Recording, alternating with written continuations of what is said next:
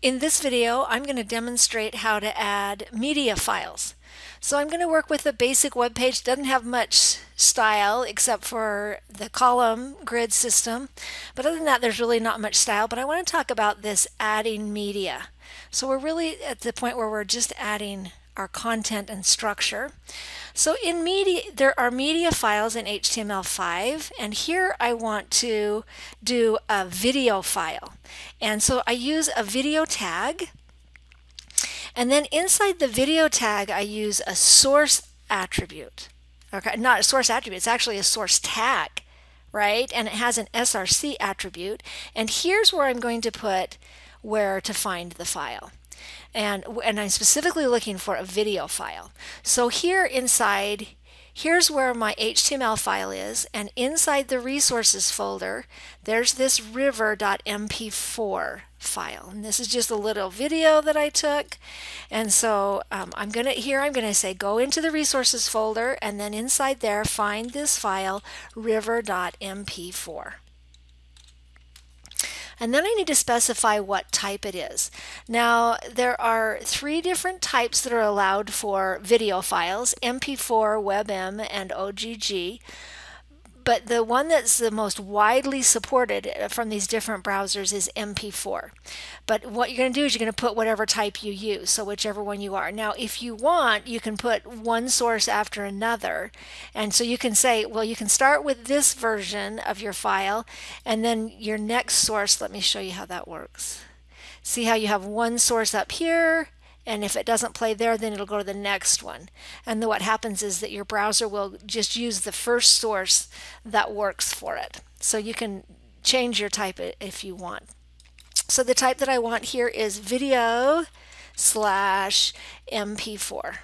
And that's what type mine is. Now if I save that and I come over on my web page and I refresh, there it is. There's the video. So it's there. Notice that I can't get it started. So what I want to do is I want to come back and I want to add controls. And that's a property up here, and you can give it a value of true, or you can just leave it just set controls. So that's the abbreviated form of just setting controls on. So if I do that and then I come back and refresh, then it has these controls under there that I can play it. And it plays the video, including the sound that goes with it. All right, so that's how you add a video file. Now, just in case somebody's using a browser that doesn't support video controls, you can simply put a message in here that, and this will display if it's not able to display the video. Your browser does not support the video tag. And that would be an older version, an older version of a browser. Before it wouldn't be able to do that. So, but you can add that there just for a comment, so you don't get something blank there if you want. Okay, the audio part is very similar, but it uses audio tags. And again, you use a source tag, and here we're going to go in resources, and I've got a file in there. Let me see what it is. Yahoo.mp3.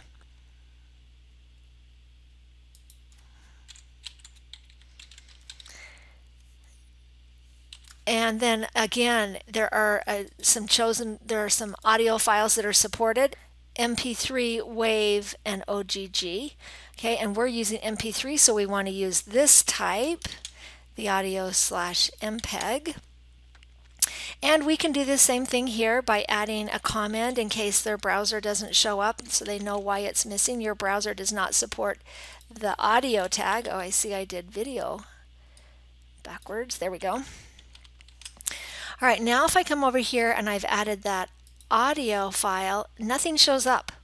So notice with the video, when I didn't have the controls, I at least saw the image of the video, but with audio, there's nothing to see. So if you don't put the controls in here,